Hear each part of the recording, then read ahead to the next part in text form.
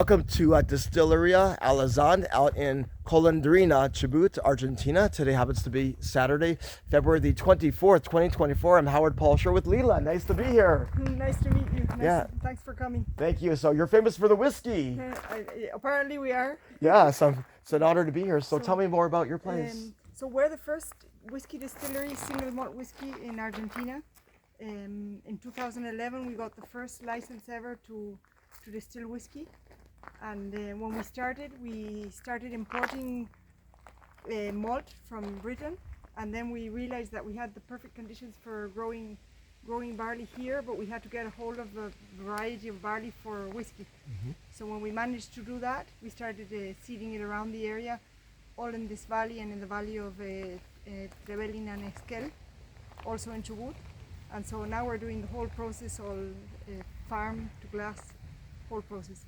So we do the seeding, we grow the variety for whiskey, barley variety for whiskey, and we malt it ourselves on our plant. And we also have three varieties of malt. We have a classic malt, a malt that's actually organically grown barley, and we have a peated malt, which when we start drying the barley, we burn peat, local peat from peat bogs around the area in Chubut. So that helps give it it's peaty and smoky character. Wow, it's amazing. Good. So what else can you show me around here? Yeah, so I can show you. Okay, so this is where we do all the malting. The malting consists of a very gentle, controlled germination of the barley seed. So when it comes off the field, we classify it, and only the plumper barley comes into our process. We steep it with water in this tank for 2 days, and then we move it into the tank at the back, which is a horizontal drum. There's different kinds of malting plants, but this is a horizontal drum.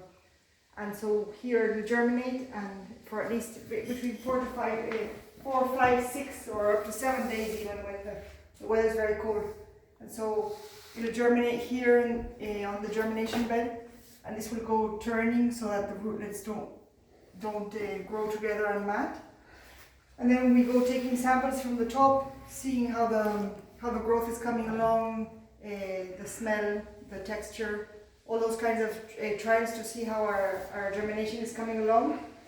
And when we deem it to be finished or done, we switch it into our drying system, and we dry it in the same drum. In this one what we do is just blow hot air into it. And then when we have a different malting plant in which we burn peat, a peat fire, then we can smoke it, and then it will give us our peated malt, and then that will give us peated whiskey. Okay, so this is the germinated barley. You see, it's just the little rootlets, and that's it.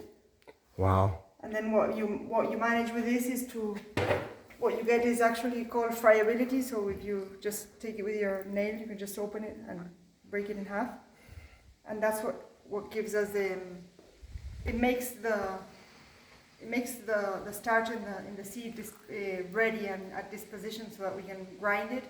And then at the same time, during the germination, there's a series of enzymes that form, and those enzymes will be activated during our steeping process, during our mashing process, and they'll break down the complex sugars that are in the starch, and turn it into fermentable sugars. Wow. It's an amazing process here. Yeah, and so all this process is what we added on to the distillery just recently, less than 10 years ago. Okay. So we bought this farm 20 years ago and started from scratch to make the whiskey. And so 2011 was the very first year where we started distilling and filling our casks with all our licenses ready to turn into whiskey. Okay. And so this is what we call the actual distillery. Here we do the whole process. So the malt is grinded into what we call grist, and the grist is mashed in this tank with hot water. The temperature of the water will activate the enzymes that were produced in the germination, and those enzymes will start turning the starch into simpler sugars. And those sugars will actually be fermentable by the yeast. If we haven't done the germination or the malting process, that would be impossible because the yeast wouldn't be able to ferment them. Mm-hmm. So after we do the mashing, we filter it, and only the liquid goes into any of either of the two fermenters at the back. That's where we put the yeast in, and that'll ferment for less than a week. Mm-hmm. And then it'll have about 6-7% alcohol, mm-hmm. plus all the aromatic compounds, what we call congeners, and that's what we're interested in having because they're just very special from a malt fermentation. So what we do is at that point, we don't want any more water. We don't want to concentrate the compounds and the alcohol, the ethanol.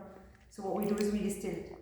So we pump it into the first still, which is behind you, and we close the door. We start warming it up with the vapor steam heating, and so at that point, the more volatile compounds, which are the alcohol, the ethanol, and our aromatic compounds, they're more volatile than water, so they start evaporating first before at lower temperatures. Those vapors will go up the neck, across the arm, and then that arm will continue with a copper worm that's it's inside of the cask, inside of what we call the tub, where we have cold water running through. Don't know which layer. Okay, so we have the vapor coming out in here, so we'll go through the copper worm, and then all this is a cold water tank. So what we'll do is we condense it, and we'll start concentrating the more volatile compounds. So we'll have ethanol and the aromatics after the first run. We get a 20% liquid, which we call low wines, and then we redistill the low wines in the second tank. For our second distillation, which we call the spirit distillation, we only cut the middle part of the distillation is what we call the heart or the spirit, and that's what we collect in this tank. We have from our 1,000 liters, which we fermented, we've got 100 liters. This is it's a clear liquid, no color. It's what's going to be whiskey, but it has to be in the cask for at least 3 years before we can call it whiskey. Of course. A cask or barrels. Okay, so we have a silo here, and we also have silos on the fields where we can store our grain, and then we also have the containers where we can also store our grain in the bags. And then if you come this way, I'll show you we've got 3 warehouses. So this is warehouse 1 and warehouse 2. We're actually painting the black house. Oh wow. Warehouse 1 and 2 are full at this moment. They're all full of whiskey. And we can go into warehouse 2. So the climate in the warehouse is not controlled because single malt whiskey is an expression of the place where we make it. So water and climate will be expressed in the whiskey. And then, so if you get closer, well, you won't feel it on the video, but you feel it. It's nice and fresh. So this is an expression of our mid-average temperature we have here in our area, which is very low. It's under 12 degrees C. Wow. Oh, it smells good too.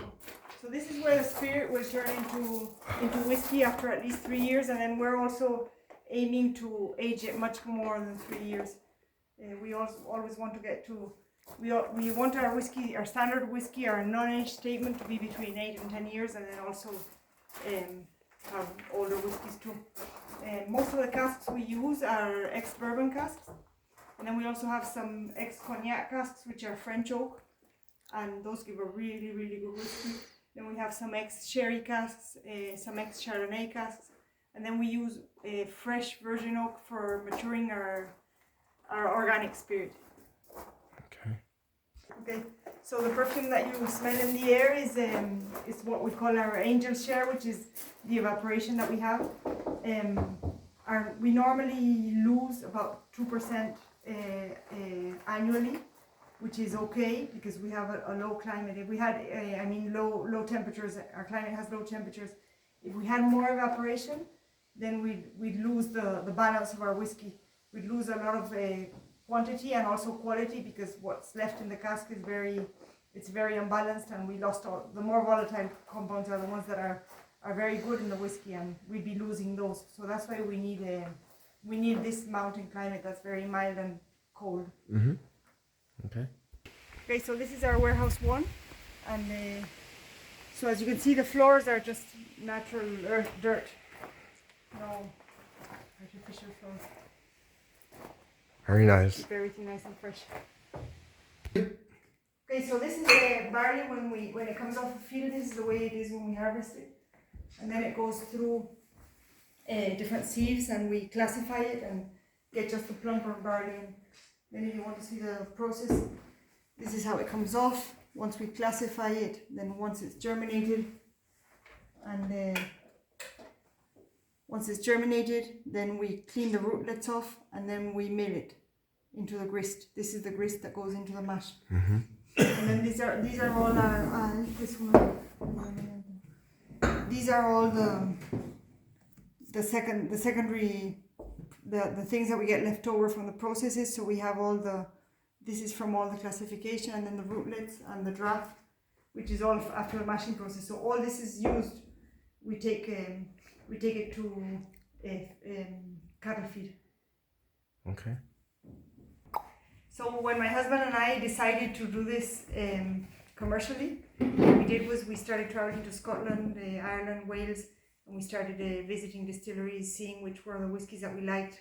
We designed our stills based on the whiskies we liked, which are the relatively lighter ones, very tall necks and long line arms. And then I was able to do my degree in Heriot-Watt University, and then I went on with a master's degree also. And then for the malting, we did all the courses in CMBTC in Winnipeg, Canada. Yeah. Amazing. I'm actually from Canada originally. Oh. I was born in Toronto, Ontario, different province. Yeah. Oh. Yeah. We visited Toronto. Toronto was really very nice. Yeah. Mm-hmm. Love Toronto. So no, I'm not talking about no. So this is our 8-year-old. This is our 8-year-old. It's a classic malt. It's matured 100% in ex-bourbon barrels, and it's at 46% alcohol. So we actually bottle it at 46% instead of 40 is the minimum for market. We bottle it a bit higher because more alcohol gives you more intensity, not only in alcohol but in all the congeners and the aromatic compounds. And we don't chill filter it either, and all the color is natural. So we don't use any artificial color, caramel coloring, and all the color it has is natural from a cask. Okay, great. Okay, so I'm going to now try the sample of the whiskey at Distillery Alazana. Okay, so here it is. Okay, it smells really good, by the way. Are you getting some vanilla notes? I think so. The ex-bourbon casks gives a very, very, very, very sweet vanilla note. That's very characteristic of the ex-bourbon. All right, I'll take a sample, right?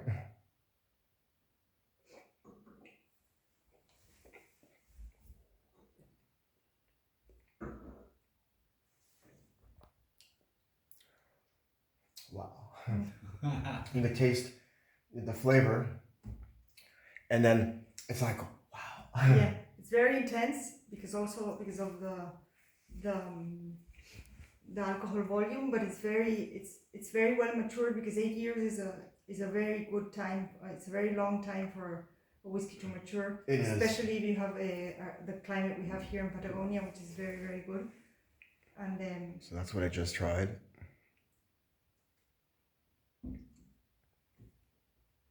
Perfect. So, if anybody is looking for a great distillery, you should definitely come visit Distillery Alazana. And Lila will take care of you. And you've Yeah. given a fantastic tour and great education about how to make whiskey. Of course. Absolutely. Yeah. We're just a family business, and we do everything very passionately. And anybody who's interested in our place and our Patagonia is welcome to come here and try the whiskey. Perfect. Well, thank you so much for watching my video, everybody, and have a great day. Thank you. Thank you. Bye-bye.